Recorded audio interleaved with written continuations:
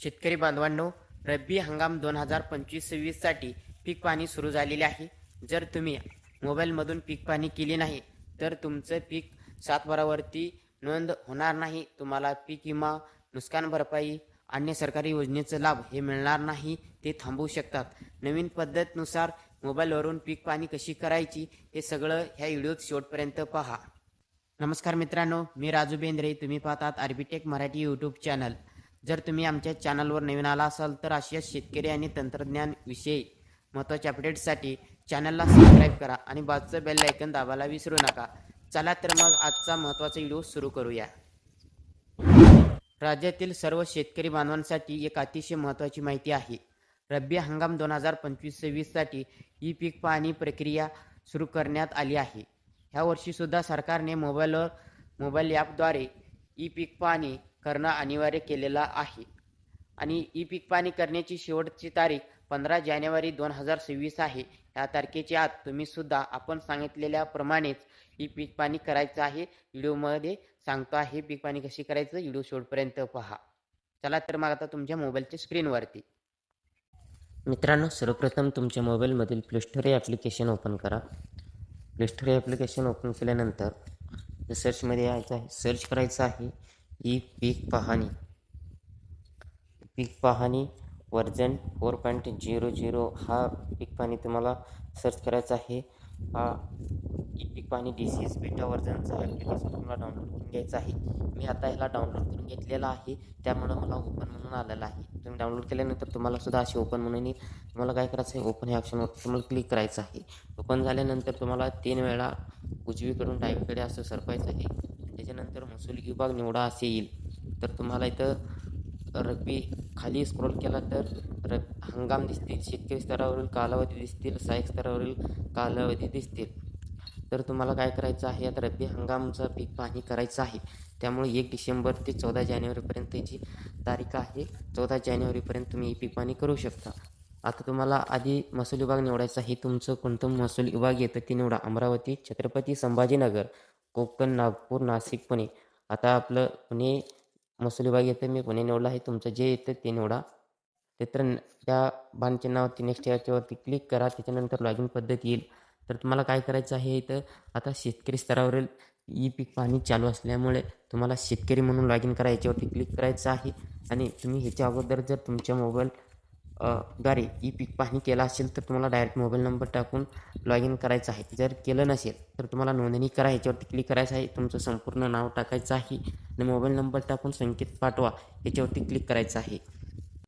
आता आपला mobile number आधी नोंदवलेला आहे, त्यामुळं लॉगिन पोस्ट ह्याच्यावरती क्लिक करतो आणि संकेत पाठवा याच्यावरती क्लिक करतो आणि आपला रजिस्टर मोबाईल नंबरवरती 4 अंकीचा संकेत क्रमांक येईल तो टाकून लॉगिन करायचा आहे. लॉगिन ॲक्शनवरती क्लिक करतो. नंतर तुम्हाला असं पेज खातेदार नाव, खातेदार नोंदणी करा असेल तर तुम्ही अगोदर खातेदार तुम्ही निवडले असेल तर इथे येतील. तर नसेल तर नवीन खातेदार नोंदणी करायच्यावरती क्लिक करा. तुमची विभाग ऑटोमॅटिक येईल. जिल्हा कोणता आहे ते जिल्हा निवडा. तालुक कोणतं येतं ते तालुक निवडा. त्याच्यानंतर तुमचं गाव निवडा. इथे हा कीवर्ड हा मराठीमध्ये असलं पाहिजे तरच इथं सर्च होतं आहे. आता आपलं गाव निवडून घेतलेलं आहे. तुम्ही आता गट नंबर, आडनाव, पहिले नाव, मधील नाव, खाते क्रमांक हे सर्व कोणत्याही एका सहाय्याने तुम्ही तुमचं शोधू शकता इथं नाव. आता मी इथं नाव आडनावाने शोधणार आहे, त्यामुळं आडनावावरती क्लिक करतो आणि शोधायच्यावरती क्लिक करतो आणि आपल्या खातेदारांचे नावं इथं आलेले असतात. आता मी खातेदार निवडलं आणि बाण चिन्हावरती क्लिक केलं आणि पुढे बघा खातेदार नाव, खालील खाते क्रमांक तपासा दिसत आहे आणि बाण चिन्हावरती ग्रीन आहे ते हिरवं आहे त्याच्यावरती क्लिक करायचं आणि सूचना तुमचा खाता क्रमांक, सर्वेक्षण क्रमांक यशस्वीपणे नोंदणीकृत झाली तर ठीक आहे याच्यावरती क्लिक करायचं आणि त्यानंतर मग खातेदार नाव निवडा ह्याच्यावरती क्लिक करायचं. त्याच्यावरती क्लिक केलं तर तुमचं आता निवडलेलं खातेदाराचं नाव वरती आलेलं असतं, ते याला सिलेक्ट करायचं. बाण चिन्हावरती परत हिरव्या ह्याच्यावरती क्लिक करायचं. त्याच्यावरती क्लिक केल्यानंतर होम पेजला येईल. तुम्हाला आधी कायम पड, चालू पड नोंदवायचं असेल तर तुमची जमीन कायम पड, चालू पड असेल तर ती नोंदवू शकता. ह्यामध्ये जाऊन तुम्ही खाते क्रमांक टाकून, गट क्रमांक टाकून कायम पड का चालू पड, हे पड कसे सराई पड, गवत पड, झाडी पड आणि किती पड आहे सर्व टाकून इथं हे नोंदवू शकता. जरी नोंदवायचं नसेल तर सोडून द्या. आणि आता आपल्याला पीक नोंदवायचं आहे आपल्या शेतामधील. तर पीक माहिती नोंदवा ह्याच्यावरती क्लिक करा. ह्याच्यावरती क्लिक केल्यानंतर खाते क्रमांक निवडा. त्याच्यानंतर आपण गट क्रमांक निवडा आणि तुम्हाला जमीन एकूण क्षेत्र हेक्टरमध्ये दिसेल. पोट करा ते दिसेल. हंगाम निवडायचा आहे. आता आपलं रब्बी हंगाम सुरू आहे. ज्वारी, गहू, हरभरा, भुईमुगासाठी हे रब्बी हंगाम येतं. आणि संपूर्ण वरील असेल ना ती डाळिंब, द्राक्ष बागायतदारसाठी आहे. तुम्हाला इथं तुमची ज्वारी, भुईमूग आणि नंतर हरभरा, गहू असेल तर तुम्हाला रब्बी निवडायचं आहे. त्याच्यानंतर पिकाचं वर्ग निवडायचं आहे. एक पीक, गहू पीक, पॉलीहाऊस पीक, शेडनाऊस पीक. आता तुम्हाला एक पीक म्हणजे एका शेतामध्ये एकच पीक, तुम्ही जर समजा ज्वारी घेतला असेल तर एकच पीक निवडायचं आहे. ज्वारी आणि हरभरा मिक्स करून पेरलं असेल तर त्याला बहुपीक निवडायचं आहे. आता मी एकच पीक निवडलं आहे, पेरलेलं आहे आपल्या शेतामध्ये, त्यासाठी एक पीक निवडतो. त्याच्यानंतर निर्बळ पिकाचे प्रकार निवडायचा आहे. आता इथं पीक निवडायचं आहे. तुमचं पीक जर फळबाग आहे का पीक, आता इथं पीक सिलेक्ट करायचं आहे. त्याच्यानंतर पिकाची झाडांची नावे. तर आता आपलं ज्वारी आहे, मी तर ज्वारीवरती क्लिक करतो आणि किती हेक्टर आहे हे तुम्हाला निवडायचं आहे. किती एकर आपण ज्वारी पेरलेलं आहे ते निवडायचं आहे. जलसिंचन साधनेमध्ये तुमचं आता इथं जलसिंचन साधने म्हणजेच तुम्ही कशा साहाय्याने पाणी देता, म्हणजे तुमच्या शेतामध्ये विहीर आहे का, बोर आहे, तलाव आहे, बंधारा आहे, से उपसिंचन, कालवा उपसिंचन, सरकारी उपसिंचन, अन्य सर्वेमधील विहीर, नाल, शेततळे हे कोणते आहेत ते निवडा. आता आपल्या तिथं विहीर आहे, मी विहीर निवडत आहे. सिंचन पद्धत ठिबक सिंचन, तुषार सिंचन, प्रवाही सिंचन, अन्य प्रकारचे सिंचन. तुम्ही कोणत्या सहाय्याने पाणी देत आहे ते इथं निवडायचे आहेत. आता मी निवडलं. त्याच्यानंतर लागवडीची दिनांक, तुम्ही कधी लागवड केला त्याची दिनांक इथे टाका. दिनांक टाकून ओके करा. आणि किमान आधारभूत किंमत योजनेअंतर्गत विक्रीसाठी नोंदणी करायची आहे का असेल तर तुम्हाला पुढे जेव्हा विक्री ती चालू होतात, खरेदी सरकारकडून शेतकऱ्यांची मालमत्ता खरेदी करतात, सरकारकडून जी अडत चालू होते त्यावेळीस किमान आधारभूत किंमत योजनेअंतर्गत विक्रीसाठी नोंदणी करायची आहे का, करायची असेल तर होय करा, नसेल तर नाही करा. आणि पुढे जायच्यावरती क्लिक करा. त्यानंतर तुम्ही तुमच्या गटाच्या नकाशामध्ये राहायचं, तुमच्या गटामध्ये राहायचं आहे. आणि त्यानंतर तुम्हाला हा निवडलेल्या सर्व गटा क्रमांकापासून अंतर मी आहे ना, हा 00 असलं पाहिजे. तर अद्ययावत करा. ह्याच्यावरती 2 ते 3 वेळा रिफ्रेश करा आणि पुढे जायच्यावरती क्लिक करा. आणि पिकाचे छायाचित्र आवश्यक, पहिला फोटो घ्यायचा आहे तुम्हाला पिकाचं, ह्याच्यावरती क्लिक करा. आणि गटापासूनचे अंतर 0 मीटर. आपण पीक पाहणीसाठी निवडलेल्या गट क्रमांकापासून दूर आहात, कृपया गट क्रमांकाच्या जवळ जाऊन पिकाचे फोटो घ्यावा अशी सूचना देतात. परंतु आपण आता गटामध्येच आहे. ह्याला ओके ठीक आहे ह्याच्यावरती क्लिक करा.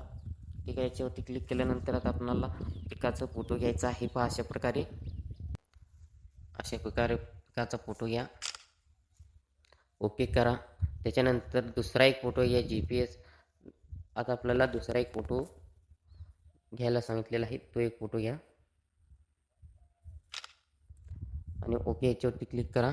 हा ग्रीन राईट मार्क आहे ना, ह्याच्यावरती क्लिक करा. दोन्ही फोटो घेतल्यानंतर माहिती पुष्टी करा. ह्या सर्व वरीलप्रमाणे पिकाची माहिती योग्य अचूक असल्याचे मी घोषित करत आहे. ह्याच्यावरती टिक करा. आणि आपण सर्व माहिती भरलेली इथं दिसत आहे. आता आपल्याला काय करा, पुढे ह्याच्यावरती क्लिक करा. आता सूचना पिकाची माहिती साठवली आणि अपलोड झाली आहे, तर ठीक आहे करायचं. जर तुम्हाला आता पिकाची माहिती आपण भरलेली कुठे पाहिजे तर पिकाची माहिती पाहायची होती, क्लिक करा. आणि आपण भरलेली माहिती तर दिसत आहे. तुम्ही 48 तासाच्या आत दुरुस्ती करू शकता किंवा नष्ट करू शकता, याला डिलीट करू शकता किंवा यामध्ये काही चुकलं असेल तर दुरुस्ती करू शकता 48 तासाच्या आत. कारण 48 तास ओलांडून गेल्यानंतर हा तुमच्या सातबारावरती नोंद होतो. तर तुम्हाला आता एक पीक निवडलं आणि एक दुसरं पीक निवडायचं असेल तर नोंदवायचं असेल तर काय करायचं, परत खाते क्रमांक निवडायचं, मापन क्रमांक, गट क्रमांक निवडायचं आणि हंगाम निवडायचं रब्बी. आणि आता उरलेलं क्षेत्र इथे दाखवत आहे. पीक एक पीक आहे का बहुपीक ते निवडायचं, पीक निवडायचं. त्याच्यानंतर झाडाचे नाव, गहू काय, मक्का, हरभरा का आहेत हे तुम्हाला निवडायचं आहे. आता हरभरा निवडून घेतलं आणि ते किती आहे ते इथं टाकत आहे. टाकून घेतल्यानंतर साधने, विहीर निवडायचं आहे, ते पण सिंचन पद्धत निवडायचं आहे आणि कधी लागवड केली याची सुद्धा तुम्हाला इथे तारीख टाकायचं आहे. आणि पुढे जायच्यावरती क्लिक करायचं आहे आणि परत रिफ्रेश करायचं आहे गटात जाऊन. आणि त्या आपल्या पीक निवडल्या ते पिकाचं फोटो घ्यायचा आहे परत. आता पाहिजे आम्ही हरभऱ्याचं हे झालं फोटो. हरभऱ्याचा फोटो घेतल्यानंतर परत एक हरभऱ्याचा फोटो घ्यायचा आहे हरभऱ्याचा. आपण 2 फोटो घेतलं आणि राईट मार्कवरती क्लिक केलं. मी वरीलप्रमाणे पिकाची माहिती योग्य व अचूक असल्याची मी घोषित करता याच्यावरती क्लिक केलं आणि पुढे याच्यावरती क्लिक करून पिकाची माहिती सगळी आहे अपलोड झाली आहे असं ठीक आहे याच्यावरती क्लिक केलं. आता आपण एकापेक्षा अधिक पीक कसे नोंदवायचे हे सुद्धा पाहिलं. तर आता तुम्हाला होम याच्यावरती क्लिक करायचं आहे आणि बांधावरील झाडे नोंदवा हे एक ऑप्शन आहे. तुमच्या बांधावरती जर झाडे असतील तर तुम्हाला नोंदवायचं असेल तर ह्याच्यावरती क्लिक करायचं आणि तारीख ऑटोमॅटिकली आलेली असेल. खाते क्रमांक निवडायचं, गट क्रमांक निवडायचं. बांधावरील झाडे बांबू, रबर, मोहमगनी, साग, हिरवळा, बेरूड, लाख, बांबूळ, हे खैर, पिवळा, बिजाग, बेंदू असे चंदन बरेच झाडांची नावे आहेत. ते झाडे तुम्हाला इथे निवडायचं आणि किती झाडे आहेत 10 ते 15 असे तुम्हाला इथे टाकायचं आणि 2 वेळा झाडांचे फोटो घ्यायचं. तुमच्या बांधावरील झाडे असेल तर नोंदवा, नसेल तर सोडून द्या. त्याच्यानंतर तुम्हाला काय करायचं आहे, पीक माहिती मिळवा ह्याच्यावरती क्लिक करायचं आणि माहिती प्राप्त झाली आहे. तर आता तुमची पीक पाणी पूर्णपणे झालेली आहे. आता तुम्हाला संपूर्ण तुमची माहिती भरल्यानंतर पीक माहिती मिळवा ह्याच्यावरती क्लिक करायला विसरू नका. शेतकऱ्यांना अन्यथा तुमचं पीक पाणी होणार नाही. आता आपलं पीक पाणी झालेलं आहे का नाही हे जर पाहायचं असेल तर ह्या ॲपमध्ये गावाची खातेदार पीक पाहणी एक शेवटचं ऑप्शन आहे. तुम्हाला इथं क्लिक करायचं आहे. पहा मित्रांनो, आत्ता आपण पीक पाणी केलेलं इथं सर्व गावातील शेतकऱ्यांची नावं आलेली आहेत. आता काय करायचं पाहिजे, आपलं शेतकऱ्या ह्या डोळ्याचा आयकॉन आहे ह्याच्यावरती जर क्लिक केला तर इथं तुम्ही पीक पाणी केलेली माहिती संपूर्ण दिसत आहे. गट क्रमांक, किती क्षेत्र भरला आणि पीक कोणतं हे सर्व दिसेल आणि ही नावावरती हिरवी पट्टी आली तरच तुमची ही पीक पाणी झालेली आहे, अन्यथा झालेली नाही. तर पहा इथं हिरवी पट्टी आली नसेल, पांढरं असेल तर ही पीक पाणी झालेले नाही असं समजायचं. हिरवी पट्टी आली तर झालेली आहे असं समजायचं. अशा प्रकारे मित्रांनो तुम्हीसुद्धा तुमच्या मोबाईलद्वारे तुमचं पीक पाणी आत्ताच पूर्ण करा, कारण थोडे दिवस राहिलेले आहेत तुमच्या शेतकरी स्तरावरील पीक पाणीची. जर तुम्ही ही तारीख ओलांडून गेला तर तुम्हाला तुमच्या गावातील सायकलकडून पीक पाणी करून घ्यावं लागणार आहे. पीक पाणी हा कंपल्सरी आता सरकारने अनिवार्य केलेलं आहे. व्हिडिओ कसा वाटला नक्की कमेंटमध्ये सांगा. काही पीक पाणी करताना अडचण आली तर कमेंटमध्ये विचारा, आम्ही नक्की तुम्हाला उत्तर देऊ. आणि व्हिडिओला लाईक करा. आरबीटेक मराठी यूट्यूब चॅनलला अजून सबस्क्राईब केलं नसेल तर सबस्क्राईब करून ठेवा.